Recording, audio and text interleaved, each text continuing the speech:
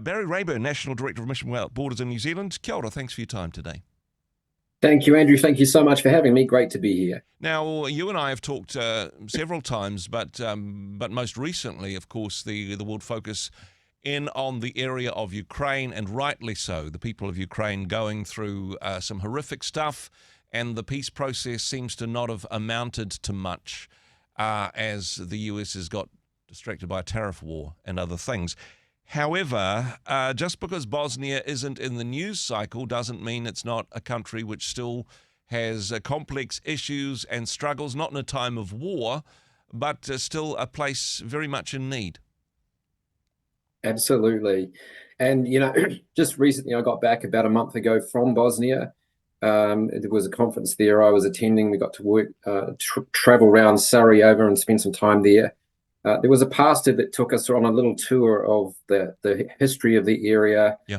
and explained the conflict that there had been there, and the palpable sense of pain. But it's an interesting country with a complex and diverse ethnic and religious sort of mix, and Christians are really a minority there in Bosnia. So yeah, it's a very, very it's an interesting place for us to be doing work there. Yeah, a Muslim majority country, and certainly in terms of both ethnic and religious lines, that was at the heart of the war to some extent. For the people of Bosnia, many of them that you met would have lived through the war. Still some horrific memories, I imagine. Yeah, absolutely. And the lady who picked us up from the airport to take us to the conference venue lived through the war.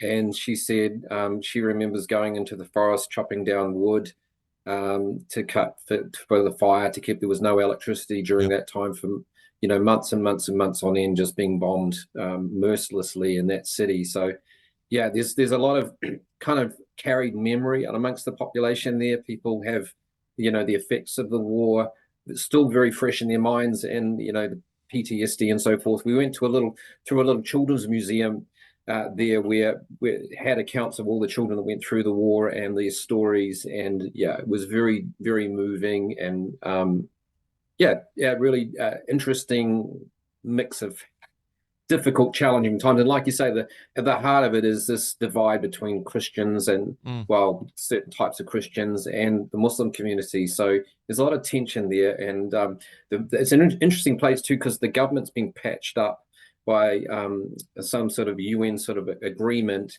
and they've got three sort of leaders, and it's all sort of cobbled together, and there's not really proper human rights in that country as a result. And yeah, it's a real still an ongoing place of tension. One of the challenges, I imagine, is in thinking back, the aggressor in the war was Serbia, which is nominally a Christian country, whereas as Bosnia, of course, a majority Muslim nation. In terms of faith and the health of the church, I imagine this is a bit of an obstacle. The Christians were the bad guys in living memory of much of the population. Is that a barrier to coming to faith for some, do you think? Absolutely. And I think there's within the tapestry of society there in Bosnia, amongst the Muslim communities, it's woven into the whole fabric of society, family structures and so forth. So to actually pull yourself away from that is a huge step. Yeah. I do think that the memory that they have of Christians, the persecution, the war, the bombing, the damage and destruction in the name of the Christian faith has been hugely damaging for the Christian community, endeavoring to find a foothold and make an impact in that nation, for sure. What's the church like in Bosnia today? I mean, it's a minority church, but is there is it growing? Is God doing good things through the Bosnia church, do you think? Well, I'd love to say it's an easy place to do ministry and reach out and connect and see people come to the Lord. It is a tough environment. There was a sort of a sad sort of story of we were walking up one of the main sort of touristy areas, and there was this huge structure, which was the first Protestant church in that nation. Yeah. It's now an art gallery. The pastor who was taking us around on this tour was the pastor of the largest church in Bosnia and in Sarajevo, and a 50 strong member church. So wow. Nothing like on the scale of what we have in New Zealand and other countries in terms of the size and scale 50 of people as a mega church in Sarajevo, basically. Yeah, Yeah. really, Oh, my absolutely. goodness. Yeah. Yeah. The work of Mission Without Borders, coming alongside faith communities, particularly, of course, focused on Eastern Europe, and meeting their needs, both practical and spiritual. What are the needs of the church in Bosnia? What can we pray for, Barry? Yeah, well, obviously, it is a tough environment for our team there. We have a smaller office and presence in Bosnia than some of our other countries like Romania, the Ukraine. We have 60 staff in the Ukraine.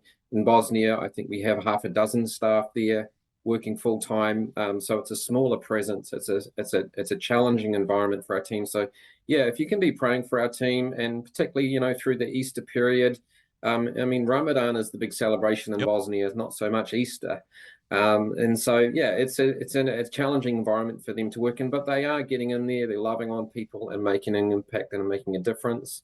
But yeah, it's a challenging place for us to be doing ministry and missions work.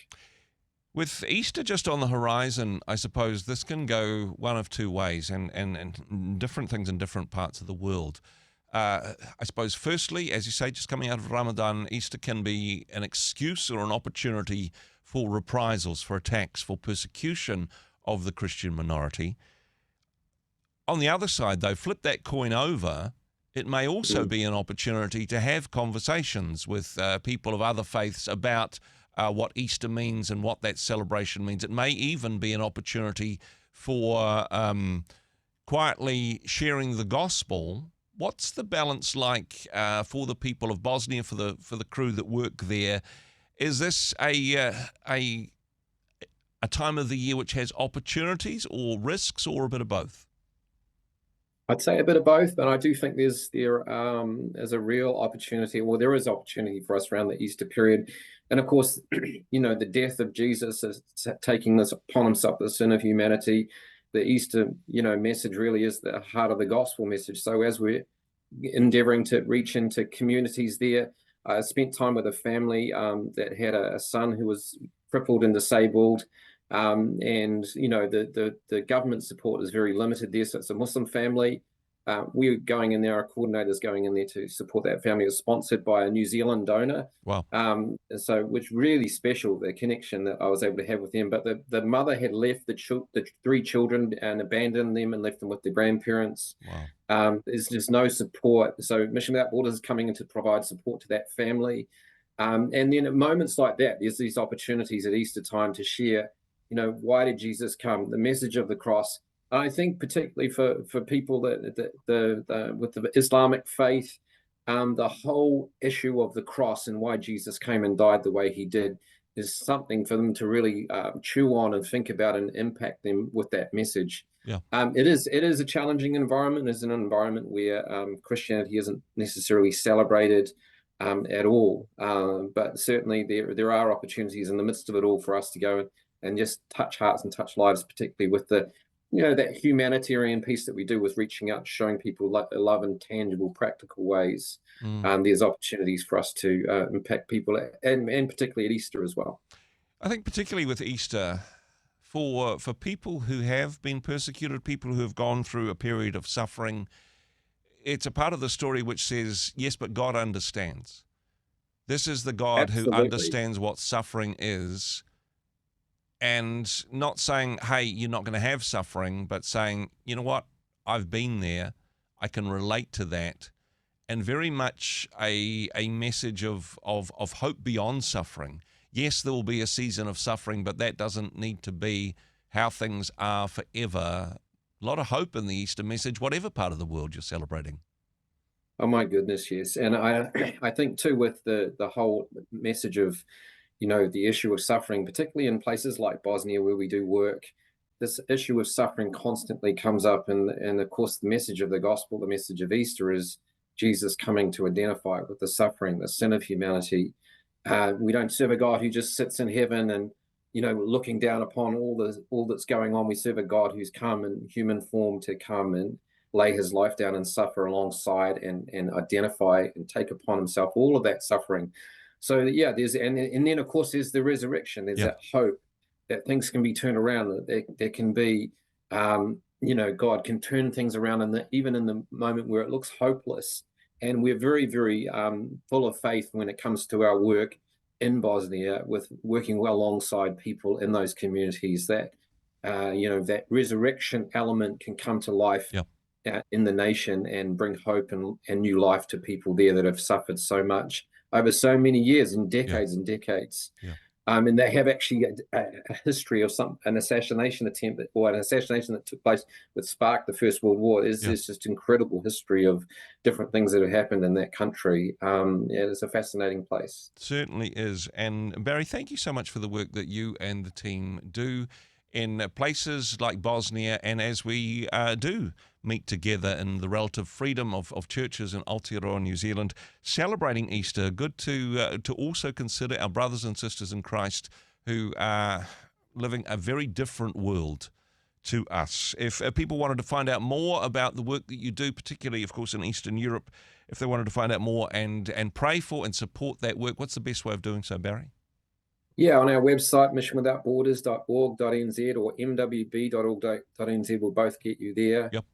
So feel free to drop in and have a look at our website. We do have stories and articles and information about our work in Bosnia and the Ukraine particularly as well. Still, our hearts go out to the Ukrainian people at this time where Easter's coming, and there's just still, we're hoping for a resurrection miracle in the midst of all that's going on there too. Exactly. Well, Barry, again, thank you for what you do. Thanks for your time today. Thank you so much, Andrew. Hey, thanks very much for joining us in the Rhema studio. Thanks very much for watching the interview. It's kind of nice to have an audience, actually. And if you did like what you watched, then do give us a like, do give us the thumbs up. And if you'd like to see more interviews like that one, or perhaps even better, subscribe and those interviews will come straight to you. Don't forget to turn on your notifications, and we'll see you in the next one. Cheers.